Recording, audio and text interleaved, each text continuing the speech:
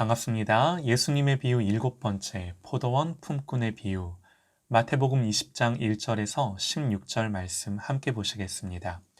천국은 마치 품꾼을 얻어 포도원에 들여보내려고 이른 아침에 나간 집주인과 같으니 그가 하루 한 데나리온씩 품꾼들과 약속하여 포도원에 들여보내고 또 제3시에 나가보니 장터에 놀고 서 있는 사람들이 또 있는지라 그들에게 이르되 너희도 포도원에 들어가라. 내가 너희에게 상당하게 주리라 하니 그들이 가고 제6시와 제9시에 또 나가 그와 같이 하고 제11시에도 나가보니 서 있는 사람들이 또 있는지라 이르되 너희는 어찌하여 종일토록 놀고 여기 서 있느냐 이르되 우리를 품꾼으로 쓰는 이가 없음이니이다. 이르되 너희도 포도원에 들어가라 하니라. 저물매 포도원 주인이 청지기에게 이르되 품꾼들을 불러 나중 온 자로부터 시작하여 먼저 온 자까지 싹쓸 주라 하니 제11시에 온 자들이 와서 한 데나리온씩 받거늘 먼저 온 자들이 와서 더 받을 줄 알았더니 그들도 한 데나리온씩 받는지라.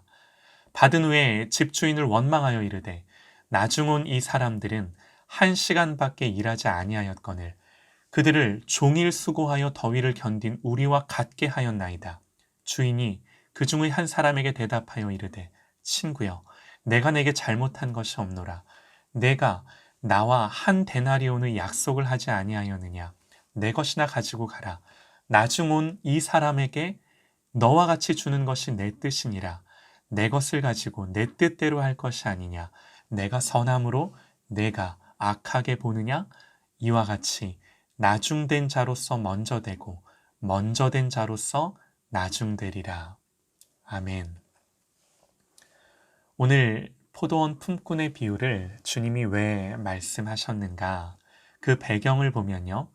어떤 부자 청년이 주님을 찾아와서 어떻게 해야 영생을 얻을 수 있습니까? 묻습니다.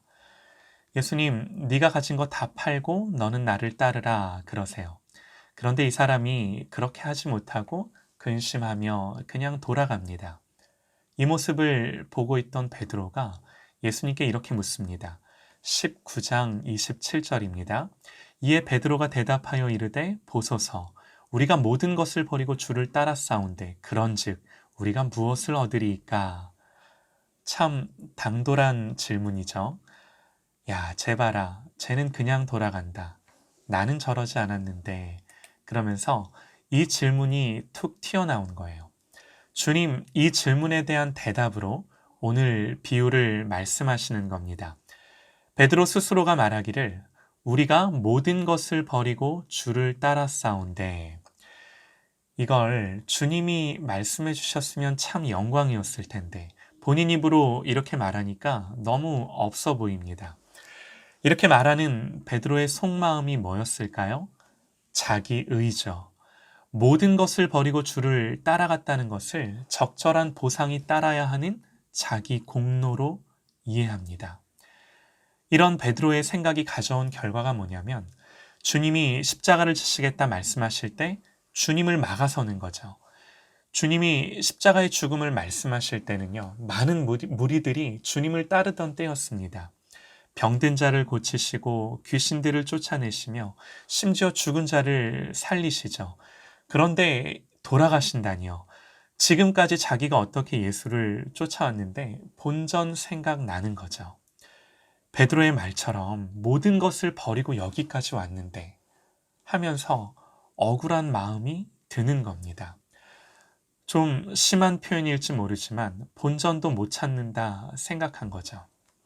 베드로가 모든 것을 버리고 주님을 따른 것은 잘한 겁니다. 그러나 모든 것을 버렸다는 것이 자기 의가 되는 순간 넘어집니다. 주님을 따랐다기보다는 자기 길을 간 거죠. 자기 목적이 있는 거고 자기 계산이 있었던 거예요. 주님을 온전히 따랐다고 말할 수 있을까요? 동상이몽입니다. 같은 자리에 자면서 다른 꿈을 꾸는 거죠. 겉으로는 같이 행동을 하면서도 속으로는 각각 딴 생각을 하고 있는 겁니다. 예수님, 이런 제자들을 향해 오늘 비유를 말씀하십니다. 어떤 포도원 주인이 일꾼들을 모읍니다. 그들을 고용하고 품삯을 약속하죠. 3시, 6시, 9시, 11시에도 사람들을 부릅니다.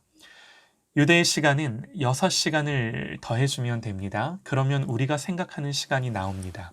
3시는 우리 시간 개념으로 6시간을 더해주니까 오전 9시예요. 6시는 낮 12시, 9시는 오후 3시죠. 그리고 11시는요, 오후 5시입니다. 해가 저물어 갑니다. 그들은 아무도 자기를 써주는 사람이 없어서 서성이며 놀던 사람들이었습니다. 주인은 이미 하루가 다 지났지만 그들을 불러 그들에게도 일거리를 줍니다. 문제는요, 먼저 온 자들이 늦게 온 자들과 하루 품삯을 똑같이 받자, 아니, 우리는 아침부터 와서 하루 종일 일했는데 왜 늦게 온 저들과 똑같이 받아야 돼? 하면서 나중 온 이 사람들은 1시간밖에 일하지 아니하였거늘 그들을 종일 수고하며 더위를 견딘 우리와 같게 하였나이다. 뭐에 대한 질문인가요? 공평하지 못하다는 거죠. 자기가 더 받든 저들이 덜 받든 해야 된다는 겁니다. 공평과 정의는 누군가보다 비교 우위에 있는 것이 아닙니다. 처음 약속한 대로 정해진 시간을 일을 했고 그에 대한 품삯을 받았다면 공정한 거죠. 주인이 처음부터 정해진 품삯을 약속했고 늦게 왔더라도 하루 벌어서 그와 그의 가족들이 살아갈 수 있도록 하루치 일당을 주는 것이 주인의 뜻일진데, 여러분, 이것은 선한 거죠. 아무 문제될 게 없는 거죠. 그런데 왜 문제가 되나요? 자기 공로로 비교하는 거죠.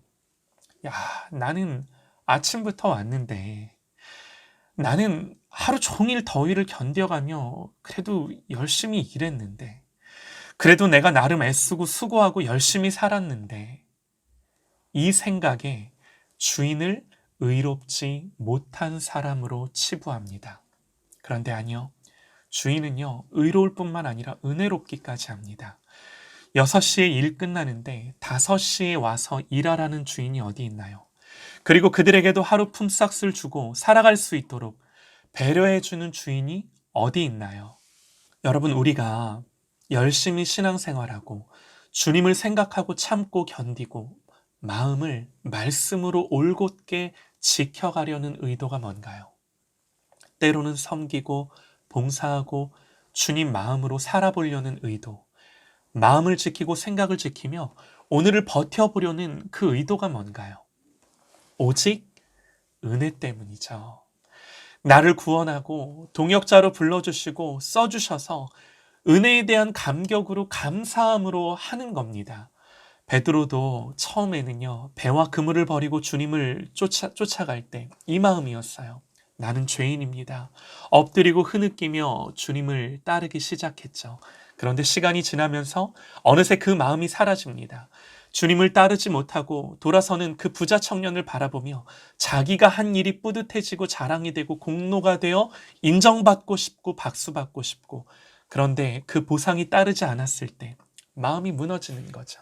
분노가 생기고 억울한 마음이 들고 원망하는 마음이 들고 급기야 주인을 향하여 의롭지 못하다 말하는 거죠.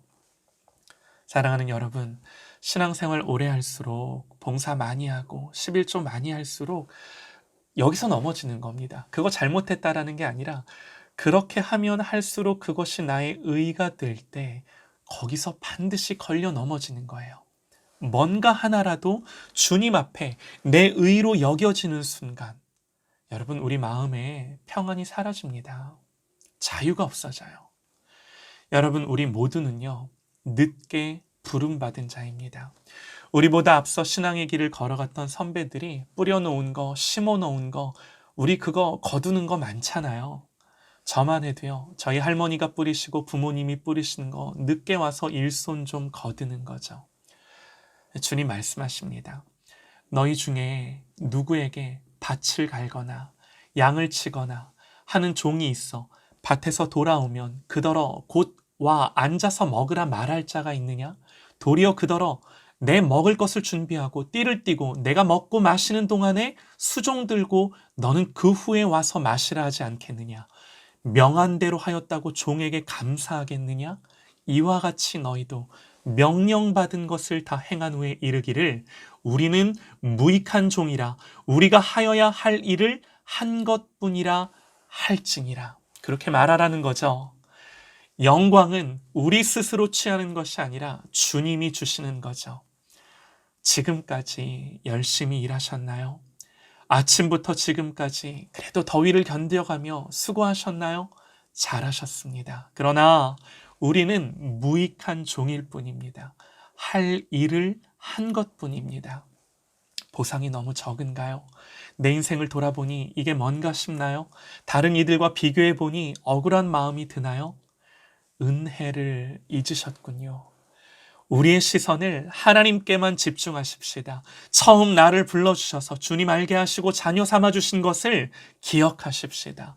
바울은 고백합니다. 그러나 내가 나 된 것은 하나님의 은혜로 된 것이니 내게 주신 그의 은혜가 헛되지 아니하여 내가 모든 사도보다 더 많이 수고하였으나 내가 한 것이 아니요 오직 나와 함께 하신 하나님의 은혜로라. 이것이 오늘 우리의 예배가 되고 고백이 되십시다. 여러분, 이것이 우리의 고백이 될 때 기쁨이 넘치는 거예요. 감사가 넘치는 거예요. 평안이 넘치는 거예요. 이거보다 더 큰 보상이 어디 있나요? 사랑하는 여러분, 이 마음으로 이 땅을 힘있게 살아가십시다. 승리하며 살아가십시다.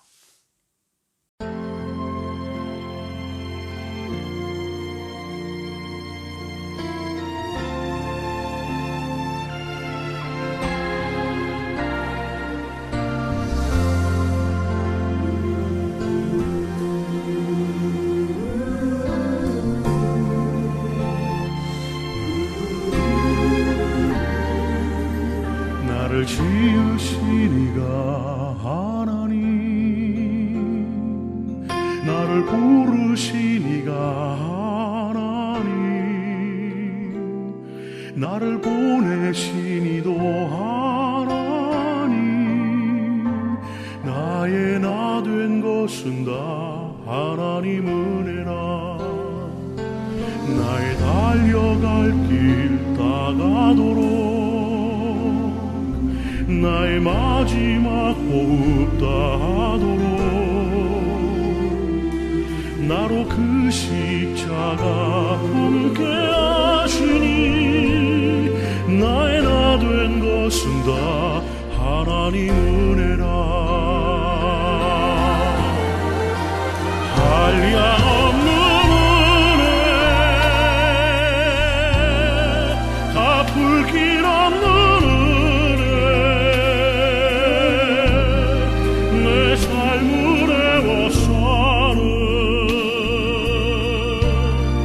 하나님의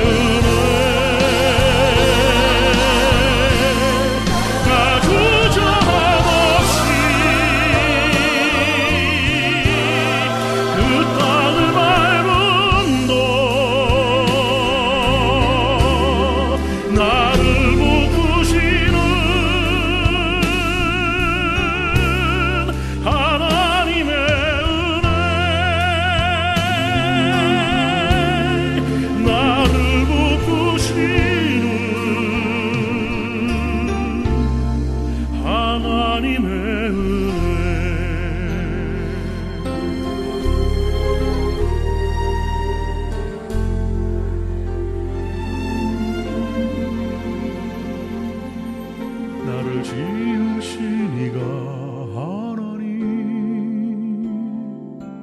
나를 부르신 이가 하나님,